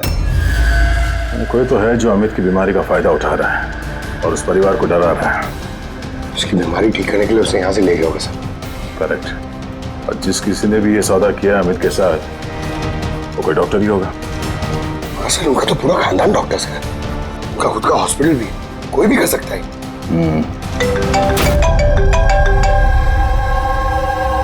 हाँ डॉक्टर साहब। अच्छा, दैट्स ग्रेट। ठीक है, हम लोग पहुंच रहे हैं। क्या सर? डॉक्टर सालुंके का फोन था, आखिर में वो जहरीला साहब मिल ही गया। अरे डॉक्टर साहब कहाँ है वो साहब? बताइए ना। पंकज तो सांप के डर से अंदर आ ही नहीं वैसे। तारिका, सांप किधर है? सांप इधर है।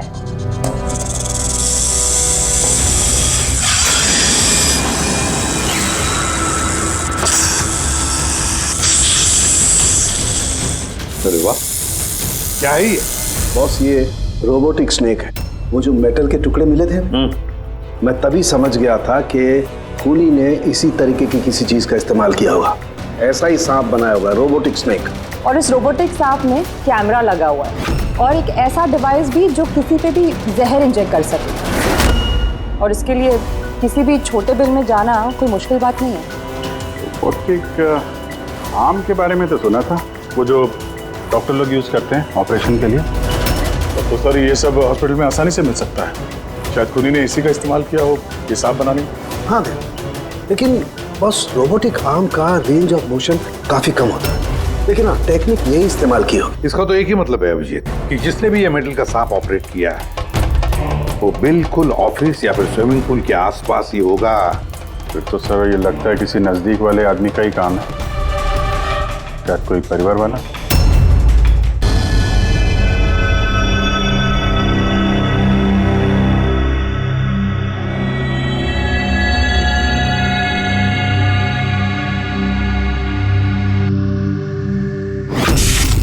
अरे ये बिजली कैसे चली गई? फ्यूज उड़ गया होगा, मैं चेक करता हूँ। सचिन देखना सब।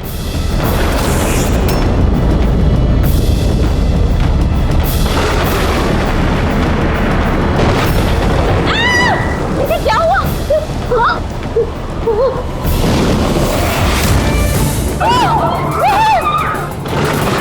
हे भगवान, मेरे आयुष की रक्षा करना ये सांप की आत्मा से।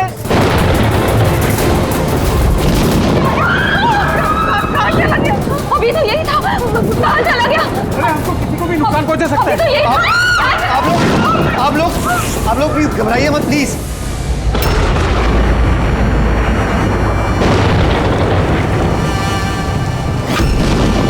तुम यहाँ क्या कर रहे हो? मैंने तुम्हें दूसरे घर में ठहरने के लिए कहा था ना। जवाब दो अमित। अमित नहीं, अकेल। अमित मेरा भाई है और वो भी जुड़वा। जुड़वा? अच्छा देखो, हम ये जो भी कर रहे हैं तुम्हारे परिवार की भलाई के लिए कर रहे हैं। ऐसी भलाई जो निर्दोषों के खून से रंगी है। क्यों है ना आयुष? आप लोग? ये हमारा प्लान था, असली सांप को बिल से बाहर निकालने के लिए। शायद तुम भूल गए आयुष कि अमित का कोई जुड़वा भाई भी है। और फिर तुम हमारे चंगुल में फंस गए। हमें अपने चंगुल में फंसाना इतना भी आसान नहीं है।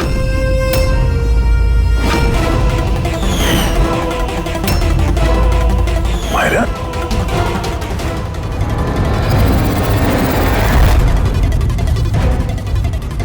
मीनाक्षी देवी को तो हम बचा लेंगे, लेकिन तुम दोनों को सीआईडी से कौन बचाएगा? हाँ? जुए की लत लग गई थी मुझे, करोड़ों रुपए का कर्जा चढ़ गया था मुझ पर। इसलिए आज से 2 साल पहले मैंने प्रॉपर्टी के कागजों पर आर्यन और शिशिर भैया के साइन ले लिए थे। लेकिन जब प्रॉपर्टी के दाम बढ़ गए और भैया ने मुझसे कहा कि उस प्रॉपर्टी को वो बेचना चाहते, मैंने उस समय तो कुछ बहाना बना लिया, लेकिन फिर एक दिन भैया को पता चल ही गया कि वो प्रॉपर्टी उनके नाम पर है ही नहीं। और इससे पहले कि उसे कुछ पता चल जाए इस बारे में, तुमने अपने दोनों भाइयों को खत्म कर दिया। शर्म आ रही है मुझे आज अपने आप पे, तुझे अपना बेटा कहते हुए। माँ, मैं क्या करता? अगर भैया को पता चल जाता तो वो मुझे घर से निकाल देते, जायदाद से बेदखल कर देते। इसलिए मैंने मेरी गर्लफ्रेंड माहिरा की मदद ली। अमृत की बीमारी के बारे में मैंने न्यूज़पेपर में पढ़ा था, सोचा उन्हीं का सहारा ले लेते हैं अपना जुर्म छुपाने के लिए। आयुष ने मुझे मीनाक्षी देवी के बारे में कहा था कि वो बहुत अंधविश्वासी हैं, तो सांप की बात पर आँख मूंद पर विश्वास कर लेंगे। मेरे दिए जहर से ही आर्यन की डेथ हुई है।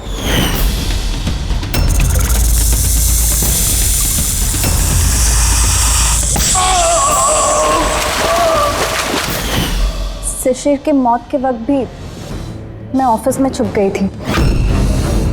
उसी छेद से मैंने सांप को भेजा शिशिर को डसने के लिए।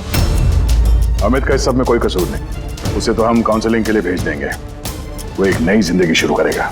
मगर तुम दोनों, आयुष और मायरा, जिस जुर्म के रास्ते पर चल रहे हो ना, वो रास्ता खत्म होता है फांसी के